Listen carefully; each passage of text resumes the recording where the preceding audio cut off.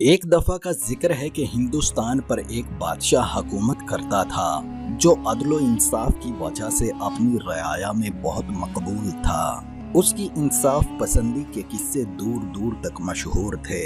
لوگوں کو انصاف دینے کے لیے وہ کسی عہدے اور رشتے کی پرواہ نہیں کرتا تھا، اسی لیے اس کے رشتہ دار اور حکومتی امراء و زعماء مکر و فریب، جھوٹ اور دھوکہ بازی نہیں کرتے تھے، مگر پانچوں انگلیاں برابر نہیں ہوتی۔ اس بادشاہ کا ایک وزیر بڑا بے ایمان تھا۔ وہ مال و دولت کے لالچ میں کچھ بھی کرنے کے لیے تیار رہتا، مگر اپنی تمام تر حرکتوں کے باوجود وہ آج تک بادشاہ کی نظروں سے بچا ہوا تھا، کیونکہ اس کے خلاف کوئی فریادی دربار میں شکایت لے کر نہیں آیا تھا۔ یہی وجہ تھی کہ اس کی بے ایمانی اور بدمعاشی روز بروز بڑھتی جا رہی تھی۔ وہ غریبوں اور لاچاروں کو تنگ کرتا، بے ایمانی کرتا، امانت میں خیانت کرتا، مگر پھر ایک دن ایسا آ ہی گیا جب وہ اپنی کاموں کے باعث بادشاہ سلامت کی پکڑ میں آ گیا۔ ہوا یوں کہ ایک دن بادشاہ کے دربار میں ایک شخص عجیب و غریب مقدمہ لے کر حاضر ہوا۔ عدل کے حصول کے لیے آنے والے شخص کو جب بادشاہ کے سامنے پیش کیا گیا تو اس نے روتے ہوئے اپنی بپتا سناتے ہوئے کہا کہ میں آپ کے ہمسایہ ملک کا رہنے والا ہوں، تجارت میرا کام ہے، میں تجارت کے ذریعے اپنا اور اپنے گھر والوں کا پیٹ پالتا ہوں۔ میں نے کافی عرصہ محنت مشقت کر کے کچھ مال و دولت، ہیرے جواہرات اور قیمتی سکوں کی شکل میں جمع کیا تھا۔ ایک دفعہ مجھے کچھ ضروری کام کی وجہ سے اپنے ملک سے جانے کی حاجت پیش آئی، لہٰذا میں نے اپنا مال جو قیمتی سکوں کی شکل میں تھا ایک تھیلی میں سلائی کر کے امانت کے طور پر اپنے رہائشی علاقے میں متعین آپ کے وزیر کے حوالے کیا اور اسے کہا کہ میں کچھ دنوں کے لیے اپنے ملک جا رہا ہوں اور واپس آ کر تم سے یہ مال لے لوں گا۔ بادشاہ سلامت مجھے کام کے سلسلے میں کچھ عرصہ وہاں رہنا پڑا، پھر کچھ عرصہ پہلے میں اپنے گھر واپس آیا اور کل جب میں اپنا مال لینے کے لیے حکومتی عہدے دار کے پاس پہنچا تو اس نے وہ تھیلی جو میں نے اس کے حوالے کی تھی وہ مجھے دے دی۔ میں وہ سلی ہوئی تھیلی لے کر گھر پہنچا، لیکن جب میں نے اسے کھولا تو اس میں سے ہیرے جواہرات اور قیمتی سکوں کے بجائے کھوٹے سکے اور پتھر برآمد ہوئے، جنہیں دیکھ کر میں ششدر رہ گیا۔ مجھے پریشانی ہوئی کہ میں نے تو قیمتی سکے اور ہیرے جواہرات اس شخص کے حوالے کیے تھے، مگر اب اس تھیلی میں سے کھوٹے سکے برآمد ہو رہے ہیں۔ میں الٹے پاؤں وہ تھیلی لے کر اس وزیر کے پاس پہنچا اور اسے بتایا کہ کس طرح اس تھیلی میں سے کھوٹے سکے برآمد ہو رہے ہیں، جبکہ میں نے اس میں ہیرے جواہرات اور قیمتی سکے ڈالے تھے۔ میری بات سن کر اس وزیر نے سختی سے کہا کہ جس طرح تم نے مجھے سلی ہوئی تھیلی دی تھی میں نے اسی طرح اسے اپنے پاس حفاظت سے رکھ لیا تھا، لہٰذا تم جھوٹ بول رہے ہو اور مجھ پر بہتان باندھ رہے ہو۔ تم نے اس تھیلی میں کھوٹے سکے ہی رکھے تھے جو آج بھی اس میں موجود ہیں۔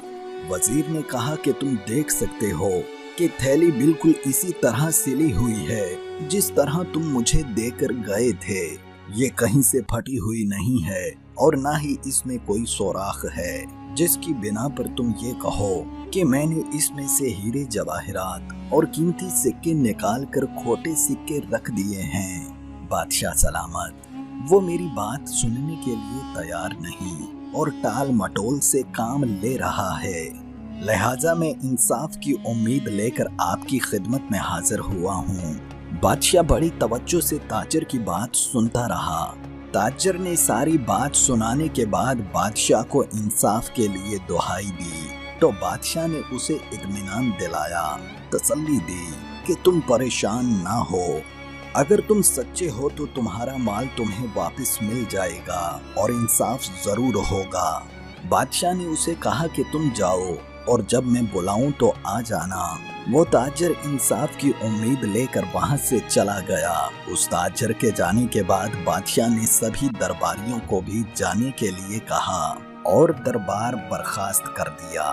جب سب لوگ چلے گئے तो बादशाह सलामत ने अपने तख्त पर रखे सुनहरी कीमती गद्दे को चाकू की मदद से फाड़ डाला और उसमें सुराख कर दिया।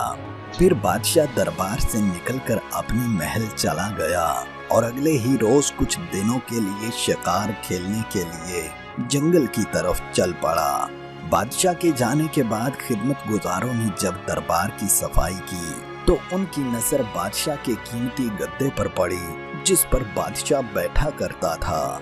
खिदमत गुजारों ने देखा कि वो गद्दा एक जानब से फटा हुआ था, जिसे देखकर वो परेशान हुए। इसी परेशानी के आलम में उन्होंने वजीर को बुलाया और उसे सारी सूरत हाल से आगाह किया। वजीर ने उनको तसल्ली देते हुए कहा कि तुम घबराओ मत, मैं एक ऐसे कारीगर को जानता हूँ जो रफूगरी में बड़ा उस्ताद है। वजीर ने खिदमत गुजारों को उस कारीगर से बात करने के लिए भेजा। खिदमत गुजार समझ रहे थे कि उनकी गलती और कोताही की वजह से वो गद्दा फटा है, लिहाजा कहीं ऐसा ना हो कि बादशाह गुस्से में आकर उन्हें कोई सजा सुना दे। इसीलिए उन्होंने कारीगर से कहा कि हम तुमको इस गद्दे की मुरम्मत का बड़ा माकूल मुआवजा देंगे, बस बादशाह को ये गद्दा मुरम्मत शुदा मालूम नहीं होना चाहिए। कारीगर ने उन्हें कहा कि तुम लोग बेफिक्र हो जाओ, मैं इस गद्दे की ऐसी मुरम्मत करूंगा कि तुम भी पहचान नहीं सकोगे कि ये कहां से फटा था। फिर वो कारीगर अपने काम में मसरूफ हो गया और थोड़ी ही देर में उसने उस गद्दे को उसकी पहली हालत में तब्दील कर दिया। खिदमत गुजार उस कारीगर की महारत को देखकर बड़े हैरान हुए, क्योंकि वो गद्दा कहीं से भी फटा हुआ महसूस नहीं हो रहा था। खिदमत गुजारों ने कारीगर की बड़ी खिदमत की, उसे अच्छा मुआवजा देकर रुखसत किया। कुछ दिनों बाद बादशाह शिकार से वापस आया।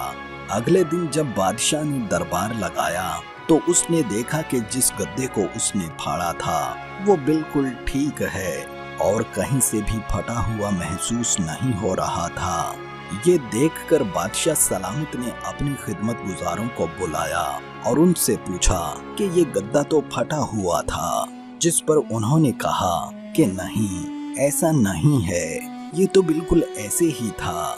बादशाह ने उनका जवाब सुनकर सख्ती से कहा कि मैंने अपने चाकू से इस गद्दे को फाड़ा था, लिहाजा तुम सच सच बताओ कि इसे किस कारीगर ने मुरम्मत किया था।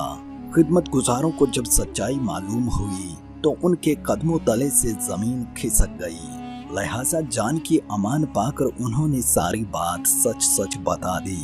फिर बादशाह ने उन्हें हुक्म दिया कि उस कारीगर को मेरे सामने पेश किया जाए।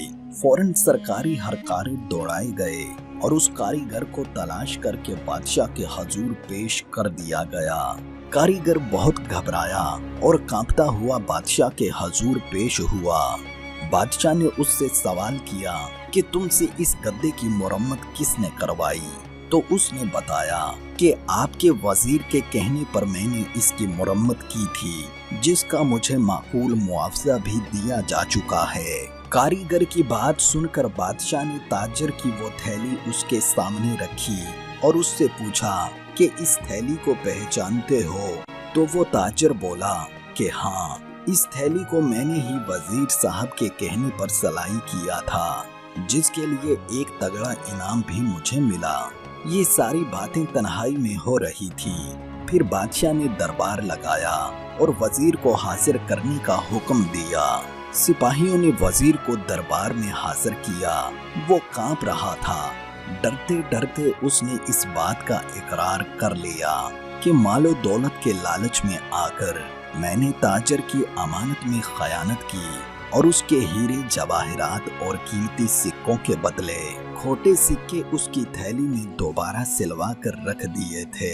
फिर बादशाह ने उस ताजर को बुलाया और वजीर से उसकी अमानत लेकर ताजर के हवाले कर दी, जिसे लेकर वो खुशी खुशी अपने घर चला गया और वजीर को बादशाह ने जिंदान में डाल दिया। यूं इंसाफ का बोल बाला हुआ और लालच का मुंह काला हुआ।